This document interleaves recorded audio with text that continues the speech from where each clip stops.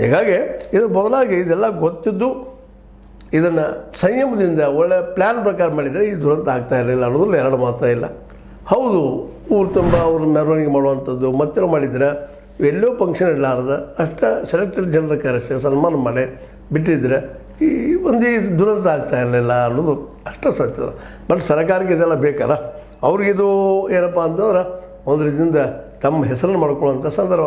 ಅದೇನೋ ಅಲ್ಲಿ ಈ ಸಂದರ್ಭದಲ್ಲಿ ನಮ್ಮ ಎಚ್ ಡಿ ಕುಮಾರಸ್ವಾಮಿ ಮಾತಾಡಿದ್ದು ಸಹಿತ ನಾವು ಗಮನಿಸಬೇಕಾಗಿದೆ. ಅವ್ರು ಸ್ಪಷ್ಟವಾಗಿ ಹೇಳ್ತಿದ್ದಾರೆ, ಪೂರ್ವ ಸಿದ್ಧತೆ ಮಾಡಿಕೊಳ್ಳದಿರುವುದು ಮತ್ತು ಯಾವುದೇ ಮುನ್ನೆಚ್ಚರಿಕೆ ವಹಿಸದಿರುವುದೇ ಈ ಮಹಾ ದುರಂತಕ್ಕೆ ಕಾರಣ. ದುರಂತದ ಹೊಣೆ ಹೊತ್ತು ರಾಜ್ಯ ಕಾಂಗ್ರೆಸ್ ಸರ್ಕಾರವೇ ಹೊತ್ತುಕೊಳ್ಬೇಕು. ಇದರ ಹೊಣೆಯನ್ನು, ದುರಂತದ ಹೊಣೆಯನ್ನು ರಾಜ್ಯ ಸರ್ಕಾರ ಹೊರಬೇಕಂತ ಹೇಳಿದ್ರೆ, ಇನ್ನೊಂದು ಕಡೆ ನಮ್ಮ ಆರ್ ಅಶೋಕ್ ಅವರು ಕಾಂಗ್ರೆಸ್ ಸರ್ಕಾರದ ವಿವೇಚನಾರಹಿತ ದುರಾಡಳಿತ ಅಮಾಯಕ ಜೀವಗಳನ್ನು ಬಲಿ ತೆಗೆದುಕೊಂಡಿದೆ. ಜೊತೆಗೆ RCB ತಂಡದ ಗೆಲುವಿನಲ್ಲಿ ಕ್ರೆಡಿಟ್ ಪಡೆಯಲು ಹೋಗಿ ಅನಾಹುತ ಮಾಡಿಕೊಂಡಿದೆ. ಆ್ಯಕ್ಚುಲಿ ಇದರ ಮಾಲೀಕರು ಸಹಿತ ಅಷ್ಟೇ ಕಾರಣೀಕರ್ತರು RCB